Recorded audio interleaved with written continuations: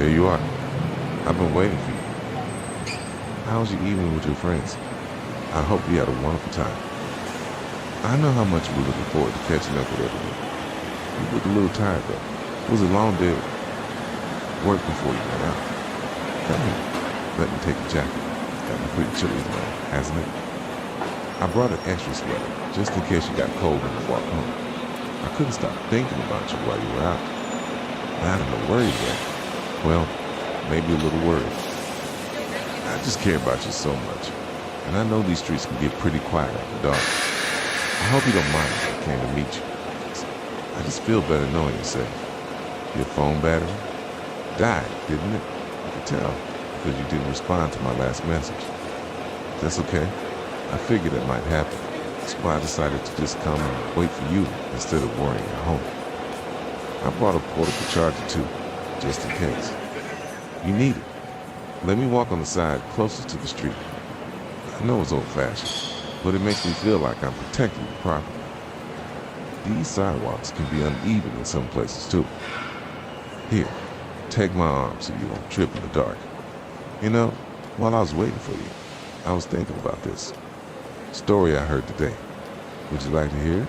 It's actually quite interesting, and it'll make our walk home feel shorter. Plus, I love telling you stories. You're such a good listener, and you always ask the most thoughtful questions. So this morning, I was at the coffee shop. You know, the one on 5th Street, where they make those amazing croissants you love? Well, there was this elderly gentleman sitting at the corner table, and he was reading this old leather journal.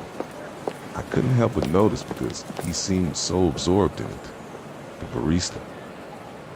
Sarah, you remember her? The one with the bright red hair? She told me that he comes in every Tuesday and Thursday morning, always with that same journal. Yes. She said he's been doing this for about 2 years now, ever since his wife passed away. Apparently, the journal belonged to his late wife. She used to write in it every day, documenting little moments from their life together. Things like what they had for breakfast, funny things their grandchildren said, just thoughts about the changing seasons.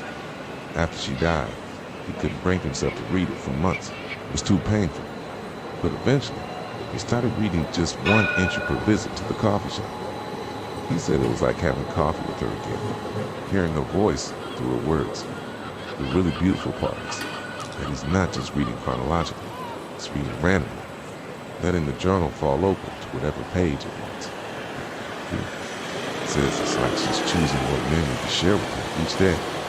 Sarah told me that sometimes he laughs quietly to himself, and sometimes his eyes are a little misty, but he always looks peaceful when he reads. He told her once that these coffee shop visits have become the most precious part of his week. Isn't that touching? It's made me think about how important it is to document the little moments with them. People we love. I actually started a little journal of my own after hearing that story. I write down funny things you say, or describe how beautiful you look when you're concentrating on something. We just note what we did together each day. I hope that doesn't sound silly. I just don't want to forget any of our moments together. Even the quiet ones, like this walk home, where we're just talking and being together. These are the moments I want to remember forever. Oh, careful.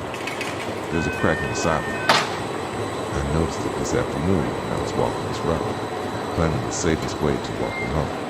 I always check these things. I like to know every potential hazard between wherever you are and home. You're smiling. I can hear it in your voice, even though it's dark. I love when you smile like that. It's that soft smile you get when you feel contained and safe. That's all I ever want you to feel when you're with me. Completely safe and cared for. Actually, that reminds me of another part of the story. The gentleman at the coffee shop, his name is Harold, by the way.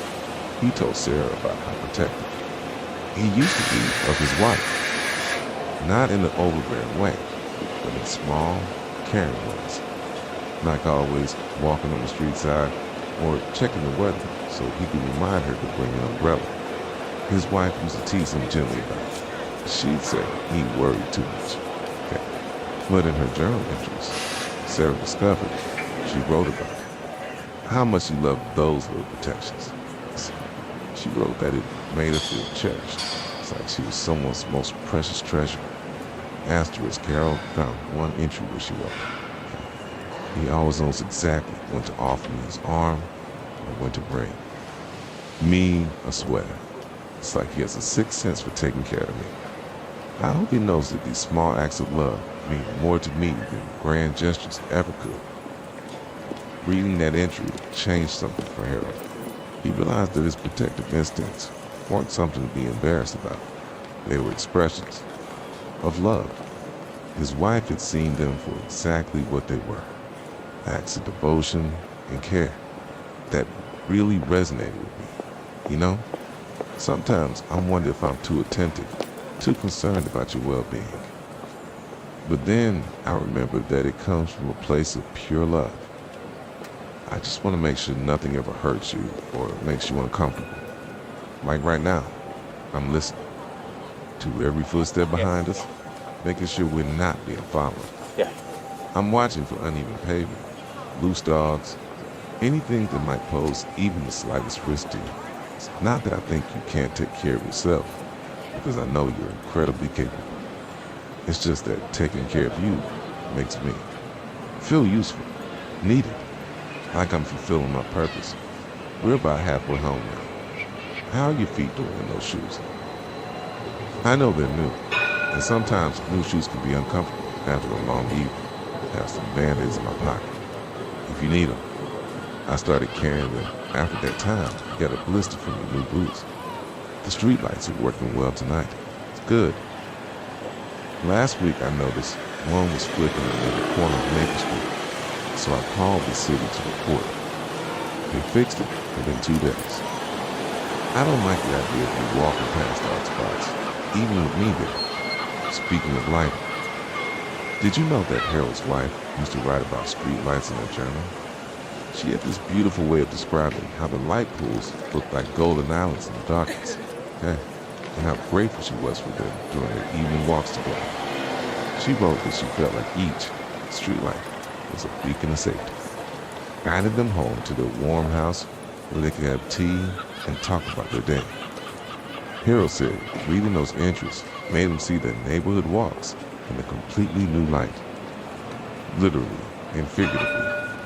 It's funny how someone else's perspective can change the way you see familiar things. Now, when I look at these streetlights, I think about them as our golden islands too. Each one marking another step closer to getting you safely home, darling. There's Mrs. Chen walking her little terrier. She always takes him out around this time. Good evening, Mrs. Chen. Yes, we're just walking home. Have a good night. Be careful on the uneven part near the oak tree. Mrs. Chen always waves at us when we pass by. I think she likes seeing young couples taking evening walks together. She told me once that it reminds her of when she and her husband were first married. They used to walk around the neighborhood every evening, talking about their dreams and plans for the future.